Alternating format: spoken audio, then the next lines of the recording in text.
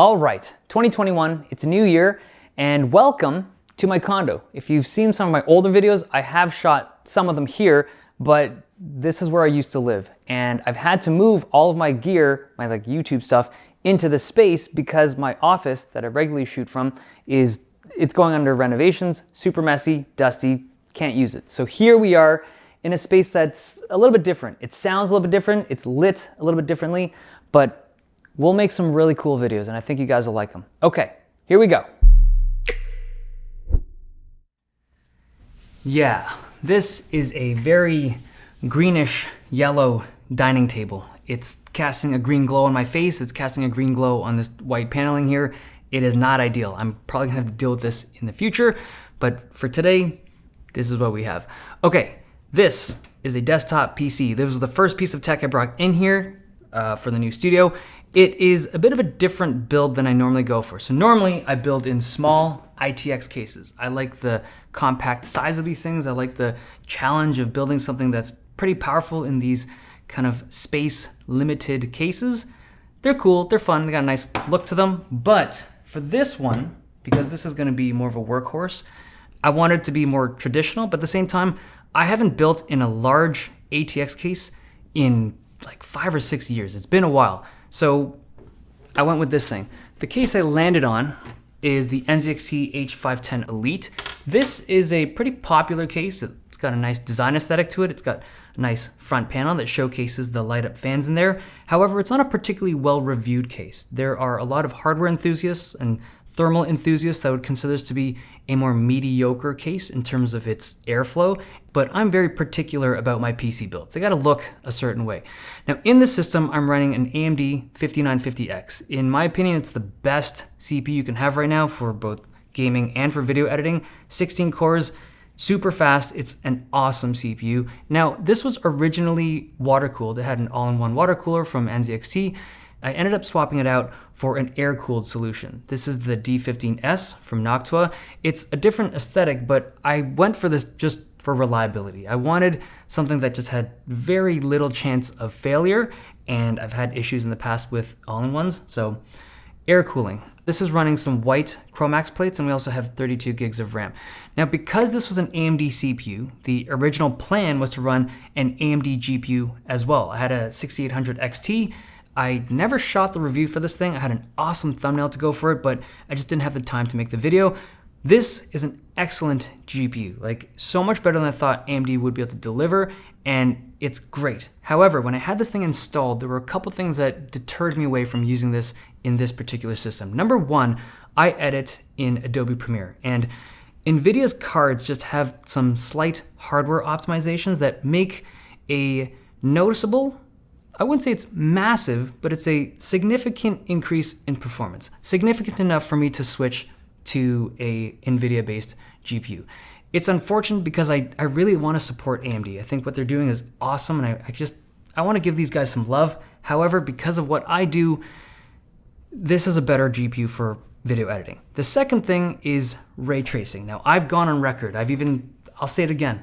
I don't think that ray tracing is super important. In fact, I would just say that if you're purchasing a GPU, ray tracing should not be a deciding factor for which brand you should go with, right? However, Cyberpunk 2077, this is a game that looks amazing with ray tracing. I would say it's the one game that really defined what ray tracing could be, at least for me. NVIDIA cards do them better. It's a game that I played a lot of over the holidays, and that's why. So here we have an NVIDIA RTX 3080. It's the Vision from Gigabyte, and it's a very nice looking white card.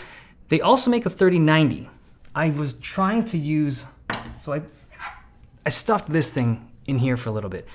It fits, it's big, but it runs hot. In this case, it just pushed it a little bit too deep into the heat for me, so I went with 3080. And for the type of games that I play and the type of video editing that I do, this is almost identical to the performance of a 3090.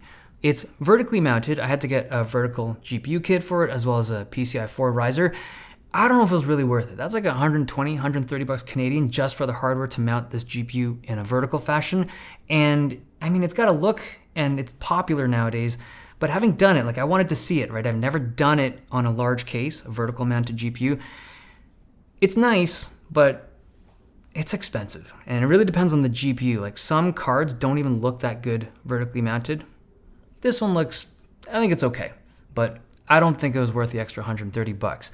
Now, in terms of thermal performance, it's decent. Like it's a solid 5-6 degrees warmer than a heavily perforated high airflow case. Is that significant? It really depends on how you look at it. Like for me personally, I'm happy with it. I would be even comfortable bumping this even hotter, like add another 5 degrees. I'd still go for this just because of the design aesthetic. I've run so many hotter cases, like ITX builds like that hit like 85, close to 90 degrees. This is nothing, man. I'm good with it. Okay, now that's me, right? If you're someone that wants your system to last as long as possible with the fastest boost clocks, there's probably a better case than this. Now, the monitor that I use is the LG 38WN95C. Awesome monitor. Terrible name, but excellent display. So widescreen, 38 inches, super bright, very color accurate, 144 hertz, super fast for gaming. It's the perfect screen. It does everything well. Now, the keyboard that I have for the setup is a special keyboard. This was built by Nathan from Tehat Types. He's got a custom mechanical keyboard channel. I'll link it down below. And this is something else. So this is the Dixie Bauer. It's a high-end mechanical keyboard, and it's a work of art. It's got the teal coloring on the back plate. It's got some nice white Cerakote material. It's got my logo etched into the front of it. This thing is beautiful. 65% keyboard, Teleo switches, lubed. It just types and sounds like something else.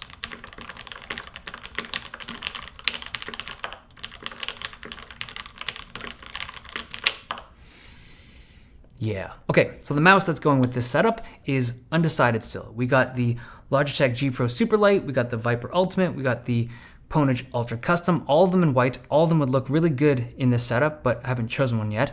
And the mouse pad is the Razer Pro Glide, simple gray mouse pad that looks really nice. And the headphones, Microsoft Surface Headphones 2. It's like the second generation of the Surface headphones.